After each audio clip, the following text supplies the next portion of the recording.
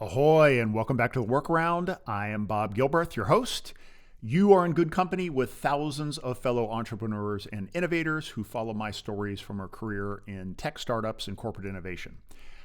I'm sitting here right now to make you think, smile, and discover a shortcut to success or a trap to avoid. Here we go. This one, like a lot of the things that I share, comes from real world conversations. I've had two stories of people tackling an issue like that in the past week, and that is my sign from the universe that I need to bring up an old story. So here we go. This one is called Leaders Must Not Be Held Hostage. How to Fight the Fear of Firing a Toxic Employee. Almost every company of nearly any size has at least one employee who makes life miserable for everyone around them. Their flavors of toxicity range from bullying to backstabbing, from inconsistent to incorrigible. We all know they are a problem, up to and including the CEO, yet nothing is done about their behavior. Oh, we'll do things to manage around them. I've seen companies pay 5 figures for a training program that all employees must attend just in the hopes that that one person fixes themselves. Often new leaders come into a job and are told on the first day that they have to go fire the person that's been a pain for years. Other companies carve out special projects and promotions for their worst offenders. These problem people usually stick around though. Why would they leave? We're all used to suffering through another day in their presence. Unfortunately, I was one of those leaders who let such a problem fester. Please let this be a way of making amends to help you accelerate how you deal with the challenge when it comes. Or perhaps you have this challenge already and you need to deal with it. Bob is failing at his job. His account team is performing poorly because he won't deal with bad managers. These are the words that greet me in my first annual review at Bridge, the digital creative agency I joined in 2004. They are from Jason, one of our creative directors, who was asked to share feedback on my performance. I'm still new to the agency world, having come over from a career on the brand marketing side to join a group of friends who are turning this business around in the wake of the dot-com collapse. I've never led a service business before and not managed more than a couple of people at a time. Now, I have a group of 25 with multiple manager levels. Our business was growing rapidly with the shift in marketing dollars to digital, but it seemed nearly every client was openly questioning whether they should take their business elsewhere. I'm struggling to do my job, and Jason saw through my attempts to fake it until I made progress. While his feedback is much harsher than expected, it is a wake-up call. I asked Jason to grab a beer so I can get more of his constructive feedback and insights. My ego has already been too shredded to shy away from any help. By the second drink, Jason brings up the problem staring me in the face from the first day in this job. Lori. Lori, and I apologize for anyone out there named Lori. This is a made-up name to protect the innocent or guilty. Lori is one of my handful of account supervisors, a mid-level manager who is the main client contact for $1 million chunk of our business. Lori is crushing the spirit of our Jason's team and anyone else within reach, and he is desperate for me to do something about her. Ellen and I got drunk last night, and she said she's going to move more of her business under me. This is the sentence Lori used months ago to kick off our onboarding discussion in my first week at the job. I wondered if all my account managers were so buddy-buddy with their clients. It made me queasy off the bat. Things get worse in the weeks ahead. I'm new to agencies, but I've seen my fair share of abusive power players like Lori. She always needs the light shining on her, creating drama at every opportunity. Lori uses her relationship with her client to bully, threaten, and tease us at every turn. I dislike people like Lori, and yet I'm scared of her. In groups and individual discussions, especially when I try to give her coaching feedback, Lori openly says that if we don't do what she demands of us, she will quit and her friend/client Ellen will move her business elsewhere. I bring the challenge up to my boss, our CEO. He's more worried than I am about losing this client. The best advice he can offer is for me to start taking Ellen out for drinks too. But I despise the idea of becoming drinking buddies with someone to retain or grow business. I feel like I'm being held hostage. Jason's comments finally push me to dig in with other people in Lori's orbit. Her tech lead feels just as frustrated as Jason, and her direct reports indirectly signal that they are in a living hell. Her team's business performance shows further signs of trouble. While revenue is growing, margins and project timelines are some of the worst in our company. Awareness of the reality of the Lori problem makes me feel even more stressed. But I realize it's not the stress that's killing me, it's the fear. It's not just the fear of losing business. It's the fear of failure in my job. I've still got imposter syndrome, and I worry about being found out that I'm a phony in front of my friends and in front of the world. Our fears run deep. The toxic employee thrives on fear. It's their strategy for grabbing or maintaining power, and it often works. The bullying boss, the passive-aggressive teammate, the client who asks for more uncomfortable hugs. Our fears run deep because they pull the strings of our deepest fear, being rejected by the group. Business losses and counter-accusations are a real risk when we stand up for ourselves. Standing up is almost always done alone. So, it's easier to suffer the known than risk the unknown. But at some point, if you're wired a certain way, the dam inside us breaks. It might be triggered by their 1,000th jerk move or by the wise words of a close friend or therapist. We realize we don't like the person we've become. The victim, the sufferer, the avoider, the one who fails to do what's right. We realize that we'd rather take the worst and end it either way than suffer further endless torture. I hit the breaking point on the day one of our star entry-level employees resigns because she can't stand working for Lori. As I drive home that evening, I realize that the ongoing, guaranteed pain of dealing with Lori is worse than the potential pain of losing that client's business. And I am damn tired of being a hostage. It's not worth it.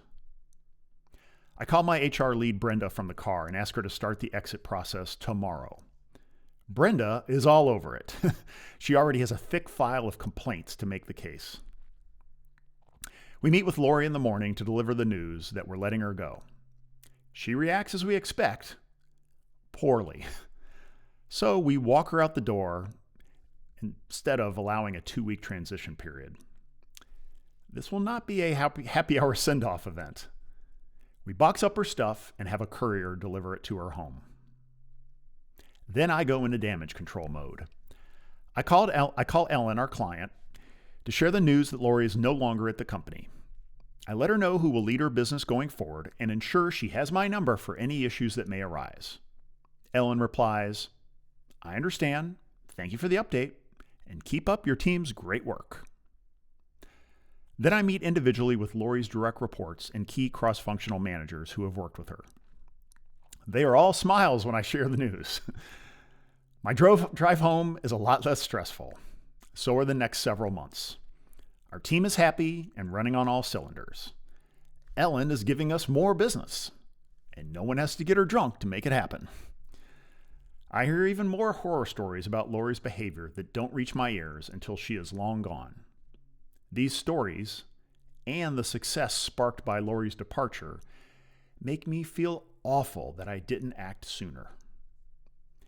In the years ahead and across multiple companies, I would feel held hostage by key employees again and again.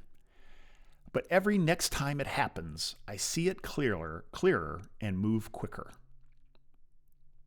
There's a related story that I read recently. In his amazing book, The Surrender Experiment, which is a free listen for Spotify premium customers, I might add, Accidental business leader Michael Singer tells a story about selling his startup to WebMD in the year 2000. Weeks after the acquisition, Singer and WebMD feel the full force of the startup bubble's pop. Singer flies out to WebMD's Silicon Valley headquarters with its CEO, Marvin Rich. Their goal is to radically restructure the company so that it can survive. They meet with the senior leadership of the WebMD website team, which has 800 developers housed in a sea of cubes at a converted warehouse. Marvin takes these senior leaders through the reality that the company is going through, one that's hitting every other company in Silicon Valley at the same time. A major remake of the website is needed to cut costs. But this leadership team makes demands of higher salaries and benefits, figuring that in the company's desperate need for their help, they held all the power. They threatened to resign en masse if their demands are not met. In response, as Singer describes, Marv spent a few minutes relaxing quietly, got up from his chair, and called together the entire development team right then and there in the open cubicle area. He explained that the top tier of management had just resigned, and anyone who wanted to go with them should make that decision at this time. Those who wish to stay would not be guaranteed a job, but over the next few weeks, we will work together to see who is needed to keep the core development going. Marvin only said one thing to Singer after the incident was over. If you let people hold you hostage, they will force you to make terrible decisions, and you will lose. You might as well take your bumps in front and at least be in control of your destiny. Back at WebMD, a new senior leader of the team eventually moved the work to New York and relaunched a more efficient website with less than 40 developers. The company was saved. Whether you need it tomorrow or 10 years from now, here's a short list of steps to handle threats like this. First, embrace the hard stuff. Remember that handling situations like this is exactly what a leadership job is about. Put your big boy and big girl pants on and go prove that you're more than a title on an org chart. This is the work. 2, everyone's replaceable. Your best employee could quit tomorrow. You could get hit by a bus. If your company cannot survive losing an individual, you must make adjustments and backup plans today. Third, feel their pain. If this toxic employee is a small headache to you, they are a 5-alarm migraine to the people who work with or for them every day. Empathy should convince you to act if nothing else does. Fourth, address them from a place of love. You almost always owe the employee clear expectations, feedback, and a chance to change their behavior. Get an outside coach to work with them if you have to. This honest chance to turn it around might work out. If it doesn't, things go much smoother when you eventually have to act. By the way, I said almost always owe them clear expectations, feedback, and a chance to change. The footnote of that is if it's things like stealing money, sexual harassment, and other really, really bad stuff, you act immediately. There's no second chance. Finally, improve your screening process. Avoid future mistakes by ensuring new hires know what they're getting into. Your company values and other cultural artifacts should be a big part of the interview process, and everyone should be on watch for the first few months on the job. Letting people go from your company is one of the biggest and least rewarding parts of the leadership job. However, it feels better to protect the larger organization and its people from harm. Often, the person you let go uses the opportunity to find a company that is a better fit for them. It might even be a low point that convinces them to work on the deep issues that plague their work and home lives. But this is beside the point and not for you to manage further. Wish them well and move on. So what's holding you back with dealing with these issues? Why are you not dealing with this problem employee? What are you afraid of? Why do you continue avoiding the issue and allowing harm to come to yourself and others? Go to that dark place, face your fears. You owe it to your team, and you will become a stronger person in the process. All right. Thanks for listening. If you enjoyed this, please like it, share it, hit one of those buttons on whatever platform you're using so that other people can discover this and we can help change the world one listener, viewer, reader at a time. Meanwhile, a word from our sponsor, which is my company's. There's a chance we might work together if some of these services are interesting to you. Fleet is our holding company for service businesses. We invest in leaders who are ready to start their own companies. We also do some M&A. If this might be for you, on Substack, I've got my open office hours link. We'd love to talk about anything you've got in your mind. Revelin is our consulting practice that helps with revenue alignment, growth management, and other RevOps functions. Our CEO, Jess Schuman, is standing by. She'd be happy to do a no-cost assessment of your business. Shipwright Studio is our software development agency led by Ross Llewellyn. He's a CTO who has led multiple successful startups. Ross loves helping turn your dreams into reality, and his clients trust him for software built to last. Hardy is our boutique recruiting service. Our big difference is that you're getting C-level leaders like myself that do both the sourcing and the screening. That means we attract better candidates.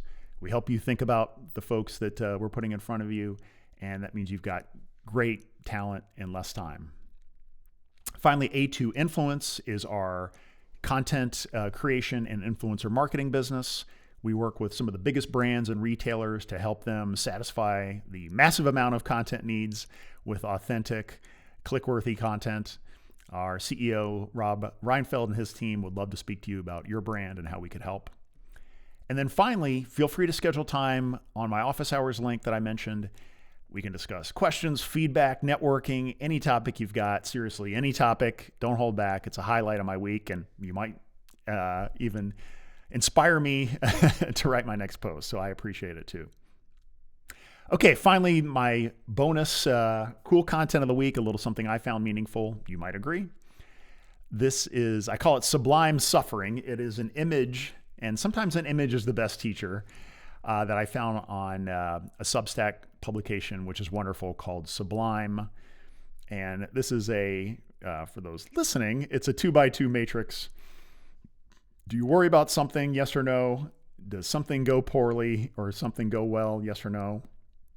And the point is that when you worry about it and it goes wrong, you suffer twice. So don't worry is the key. Easier said than done, but a good reminder. And again, one of those things there that would be great as a screensaver to improve your life every time you see that photo. So enjoy that.